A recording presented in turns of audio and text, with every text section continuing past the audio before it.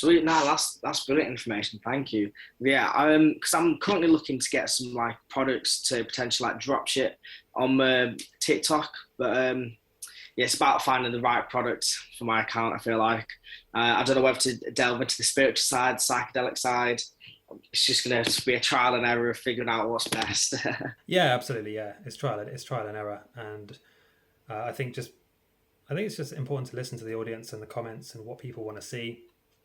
Um, the only thing I would say about dropshipping is I've experimented with that.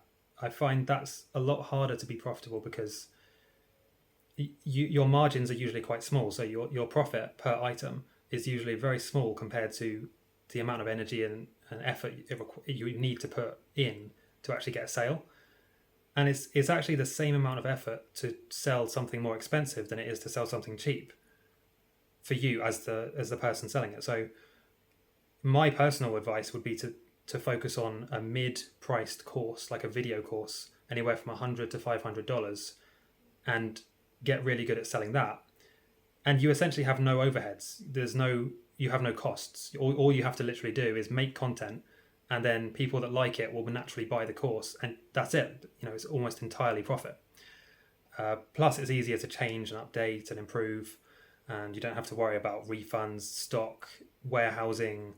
I mean, it really depends, which way you want to go with it. But that's my Yeah, no, advice. that's an interesting point actually, because there is definitely a lot of expenses that come with the drop shipping, isn't there? Yeah, Like products not working, refunds. Like, and you're also competing with everyone else. You're when you drop ship yeah, something, you're yeah, competing with potentially thousands of people trying to sell the exact same item. There's a lot of price warfare. They try and like lower the price. Whereas if you make a course, let's say you make a video course teaching somebody, I don't know, something, right? You're not really competing in the same way because it's you that people are buying the course for. Your audience is buying the course because they like you and they want to hear you teach that thing. So you don't have any competition really. As long as you make a really good quality course and people like your content and your style, yeah, then yeah. you have no competition. Yeah, that's brilliant. I'll have to fully look into that. Yeah, it's good. I would advise it. Yeah, but I think the world is changing in that way. People are more open to making an online income, remote working, and I think that's going to shift a lot of things. People are going to look at their country that they're currently living in and wonder why they're actually there. Like, I know it sounds obvious. Well, I live here, right?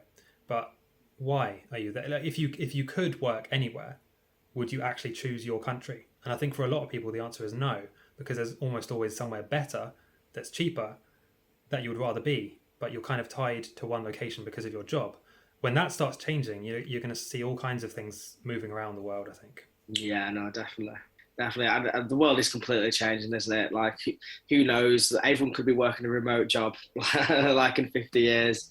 And then there'll be a whole paradigm shift of everyone saying, no, we've got to get you back onto the other jobs and we've got courses for them all and how to escape Yeah. the remote jobs.